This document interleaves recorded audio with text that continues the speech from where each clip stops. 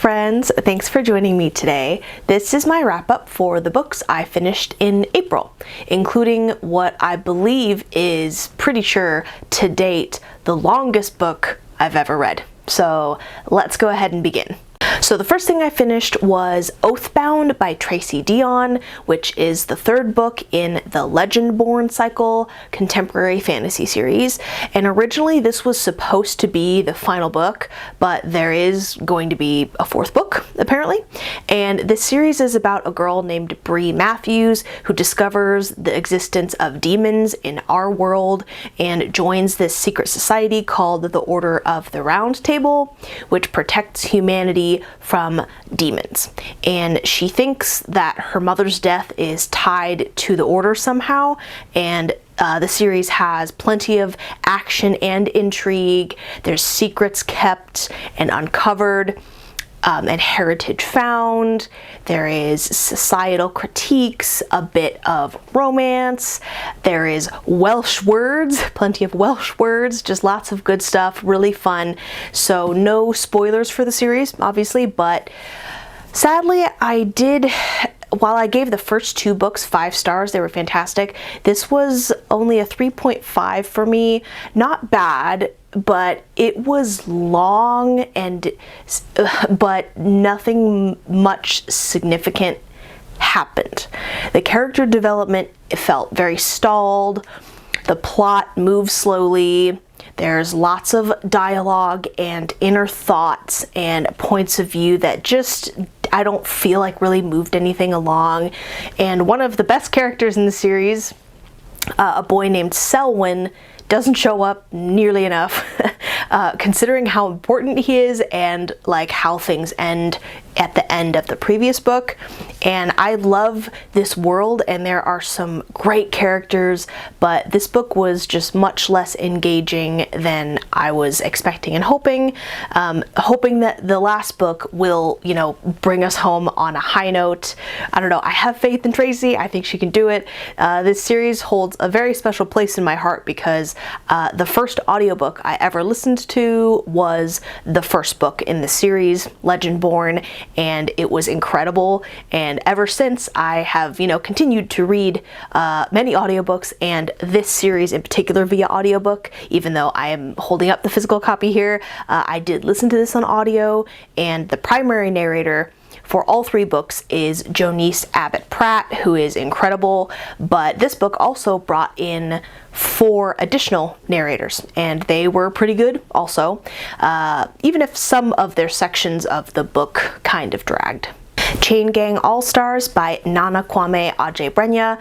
This is a dystopian novel that takes place in a future United States where private prisons have created this gladiatorial style program called Chain Gang All-Stars, where prisoners can compete for their freedom in death matches that are broadcast like a popular sport, and their lives are also broadcast like a sort of reality TV show. And you're mainly following 2 competitors who are teammates and lovers, and also you're following a handful of other points of view ranging from other competitors to people who just, this is just my job, who work for this program. You're following some diehard fans, activists who are against it, and so on. And this was a book club book for the local book club that I run, and I gave this a 3.5 star. It is a heavy-handed critique of the current carceral system in America, which is wildly bad. The messages this book gives are, on point and harrowing. I just personally think that those messages kind of got lost in the plot of this, fictional program where prisoners are killing each other. This book uses footnotes, which is something that I personally love in fiction, and I don't find enough of it, so if you have any recommendations for like fantasy books that have footnotes, let me know. But the footnotes mix actual like world building that's fictional and actual facts, which got confusing at times for me. Just personally, I didn't find the writing style to be particularly engaging personally. I never was really invested in any one character. For the most part, there are a couple exceptions. This was still a good book with important things to say. It never like makes a bad point. I just think that the execution was a little dry for me. But it did inspire me to go to the Wikipedia page for incarceration in the United States. And that is a very grim read. Gods of Jade and Shadow by Silvia Moreno-Garcia. This is a historical fantasy inspired by Mexican folklore that takes place during the Roaring 20s, and it's about a girl named Cassiopeia who inadvertently releases the Mayan god of death from imprisonment, and he enlists her help going on a quest to reclaim his throne, which was stolen by his brother. And this was the 3.5 star. It reads very much like a mythological tale, just like, I don't know, the style of the writing. It's pretty plot driven. I wouldn't say like that the dialogue is particularly realistic. They're going on this journey to retrieve these three items, and each item presents a challenge that they have to overcome to acquire it. It's not a complicated story.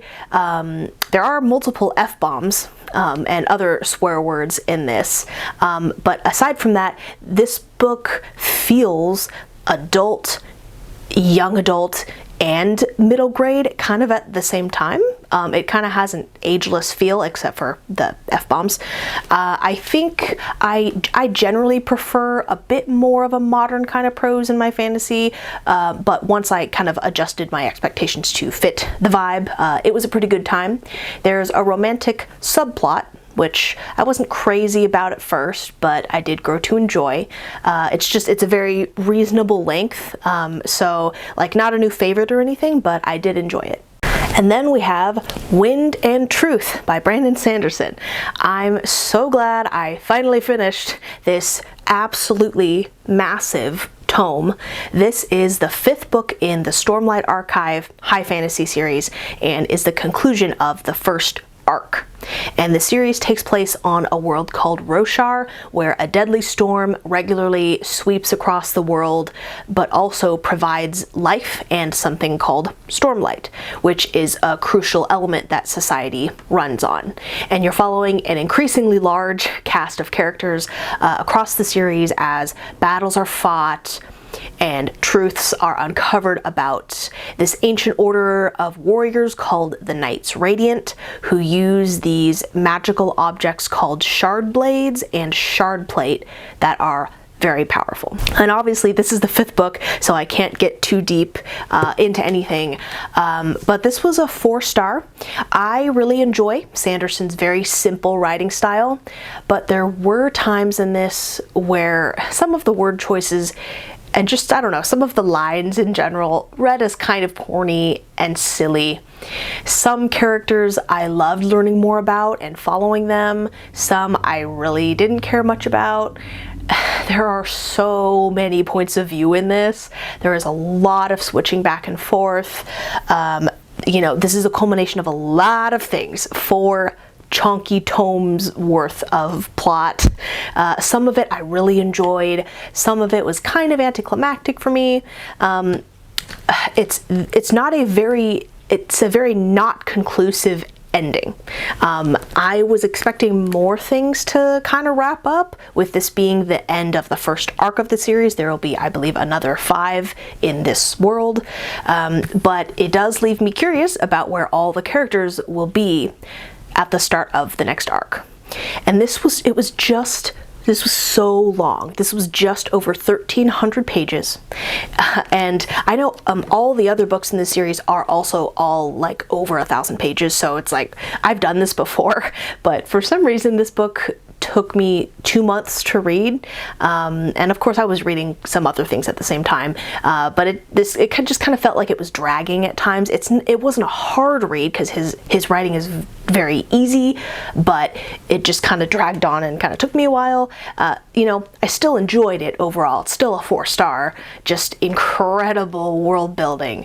and some great characters, but just, man, you know, it was a lot. And the last thing I read in April was The Space Between Worlds by Micaiah Johnson. This takes place in a future where multiverse travel has been developed, but the catch is you can only travel to a world where the version of you that exists there is dead. And you're following they call them traversers. You're following a traverser named Kara, who is her, who's able to travel to hundreds of worlds, way more than most, because the vast majority of the versions of her are dead. So she traverses and gathers data for the company that pioneered multiverse travel, and things take a turn when something unexpected happens on one of her jumps. This was a 2.5 star, sadly. The idea was more compelling than the execution was for me personally. The pacing is a little strange. The main character is morally gray, which isn't bad in itself. I just never particularly was invested in her or connected with her. I didn't care at all about the complicated romance situation she had going on with this character. The ending was kind of anticlimactic, and I don't know, this just didn't do it for me. And that's a wrap for the books that I finished in April. Wind and Truth and Oathbreaker are both pretty hefty books. I feel very accomplished, glad that I read those. This month in May has been going very well in terms of reading. I finished 2 final books of 2 series, and I've read several books in the theme of Fae May, which I like to do, including finally getting around to Emily Wilde's Encyclopedia of Fairies, which was perfection. I'll save that for my review. But I'm currently in the middle of a book called The Bees, which I'm really enjoying so far. That's our book club book for this month.